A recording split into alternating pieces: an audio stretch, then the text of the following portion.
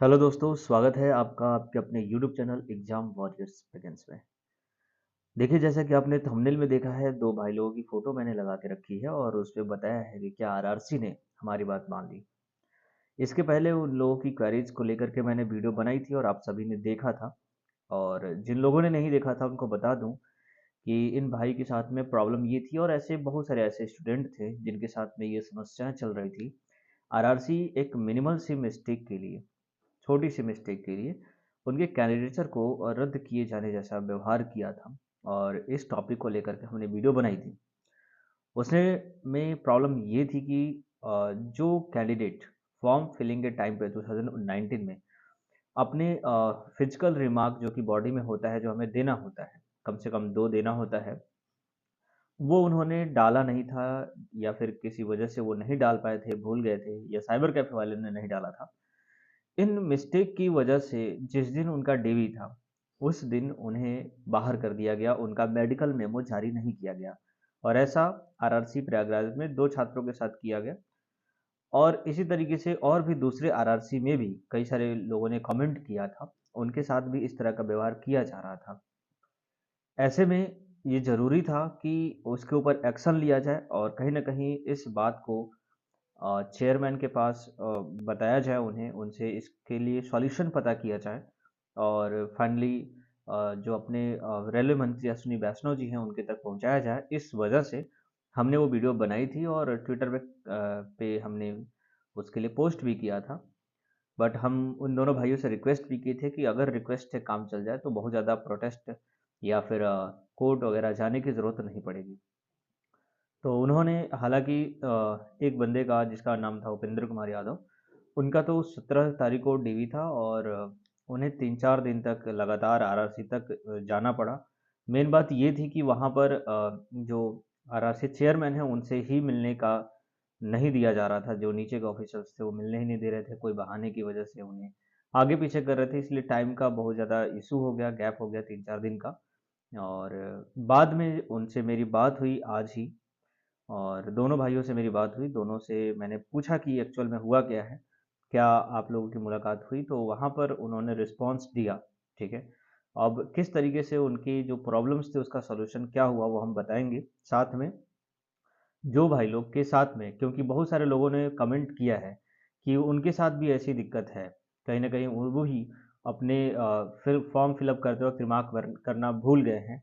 तो उनके लिए क्या सॉल्यूशन है, क्योंकि जब अब आगे डीवी में जाओगे, क्योंकि अभी लंबा डीवी चलने वाला है, 23 मार्च तक चलेगा और दूसरे जोन्स में भी अभी चल ही रहा है।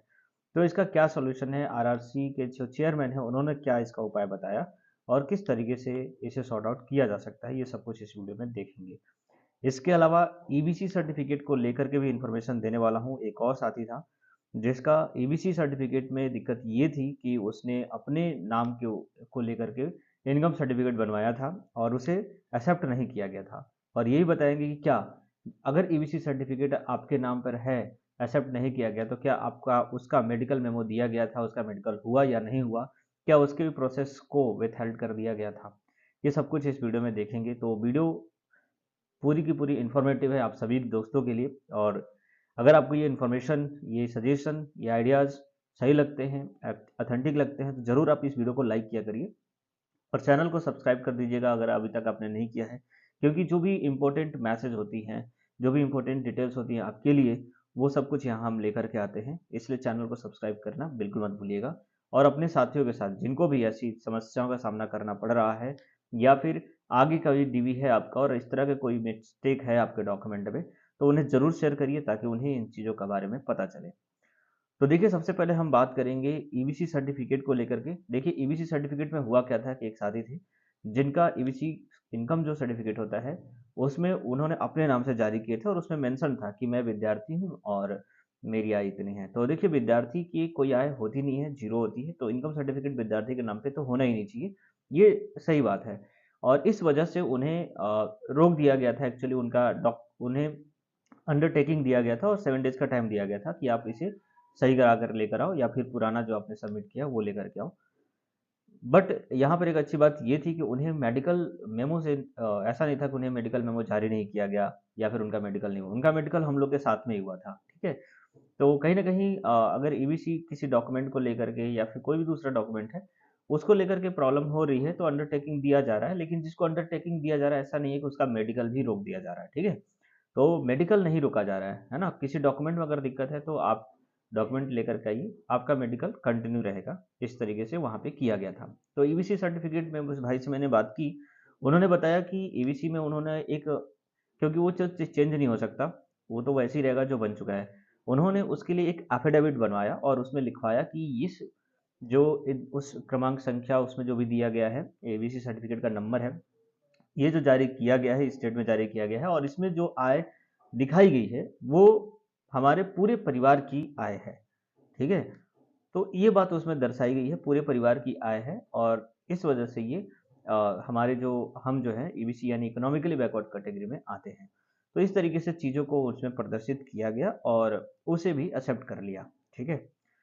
फिलहाल जब जो सबसे बड़ा इशू है जो आरआरसी ने कैंडिडेचर रद्द किया था 2 छात्रों का, उसके बारे में बात करेंगे। देखिए वहाँ पे जो आपकी समस्या आपने समझ ली है, उसमें हुआ क्या कि वो अगले दिन जब गए यानी कि कल के दिन में, तो वहाँ पर शाम के टाइम पर आफ्टरनून में वहाँ पे चेयरमैन जब आए तो लड़कों ने रिक्वेस्ट किया काफ़ी ज़्यादा।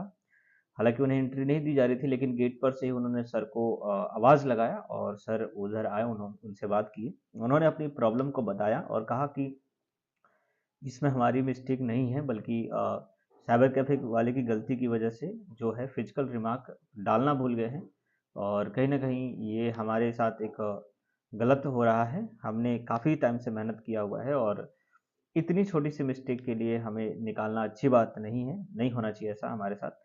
और इस तरीके से उन्होंने रिक्वेस्ट किया और बताया कि हमारे बॉडी में फिजिकल रिमार्क है, आप चाहे तो चेक कर सकते हैं। हमारे सिग्नेचर, थंब इम्प्रेशन, फ़ोटो वगैरह सब कुछ मैच करता है और हम हर सीबीटी और पीटी दोनों में ही प्रेज़ेंट हैं, वहाँ भी फ़ोटोग्राफ़ीज़ हुई हैं, तो आप उसके अकॉर्डिंग चेक कर सकते हैं। तो इस तरीके से रिक्वेस्ट किया उन दोनों ही छात्रों ने, तो चेयरमैन ने उनकी बात सुनी और कहा कि आप दोनों जो है एक एप्लीकेशन लिखो और इसमें इस चीज़ों का मेंशन करो और मुझे सबमिट करो, ठीक है? वो एप्लीकेशन फॉर्म मैं अभी आपको आपकी स्क्रीन पर दिखा दूँगा, ठीक है? जो उन्होंने राइट किया था वो मेरे पास है। तो उसमें इन्होंने मेंशन किया कि आप उसे लिख कर दीजिए। तो फाइनली इन दोनों ही छात्रों ने क्या किया कि उसको एक एप्लीकेशन लिखा गया जिसमें चेयरमैन को टू द चेयरमैन करके सेवा में चेयरमैन आरआरसी प्रयागराज इस तरीके से और विषय में डाला कि फिजिकल रिमार्क नहीं फॉर्म में फिलअप नहीं करने के संबंध में, ठीक है?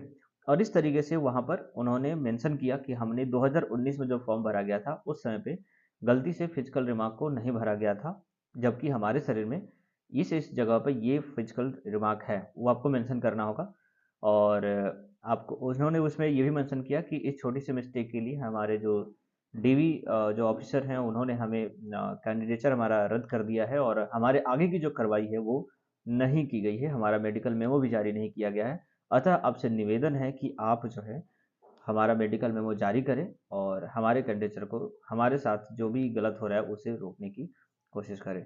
और इस तरीके से रिक्वेस्ट किया गया तो आरआरसी ने वहाँ पर साइन करके उनको बताया है, एक संतावना दी है और मे बी उनका जो है आगे कंडक्ट हो जाएगा मेडिकल वगैरह। उसमें उन्होंने बताया कि आपको अपना ईमेल और अपना मोबाइल नंबर आप एप्लीकेशन फॉर्म में दे दो ताकि जब आपका अगला मेडिकल होगा तो उसमें आपको मेंशन करके आपको मोबाइल के थ्रू और आपके ईमेल के थ्रू आपको नोटिफिकेशन दे दिया जाएगा। उसमें एग्जैक्टली तो नहीं बताया गया चेयरमैन की तरफ से कि किस दिन आपका मेडिकल होगा या फिर ब्लॉक डेट में होगा, कब होगा ऐसा कुछ भी नहीं बताया उन्होंने।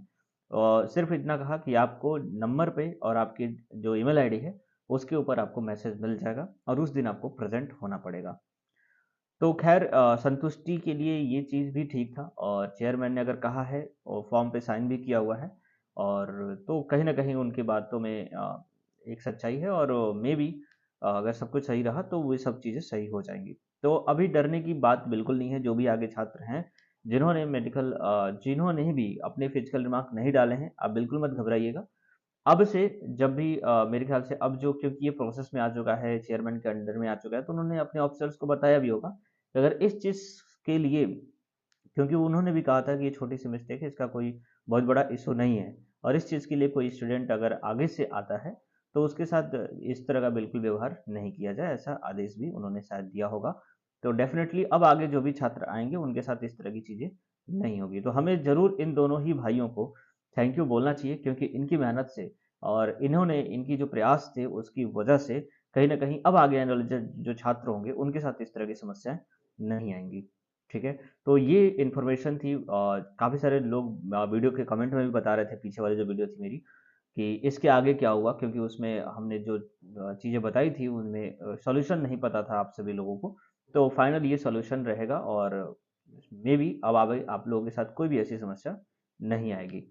चलिए, ये सब कुछ बताना था और मिलेंगे अब नेक्स्ट वीडियो में। आपका दिन शुभ रहे। जय हिंद, जय भारत।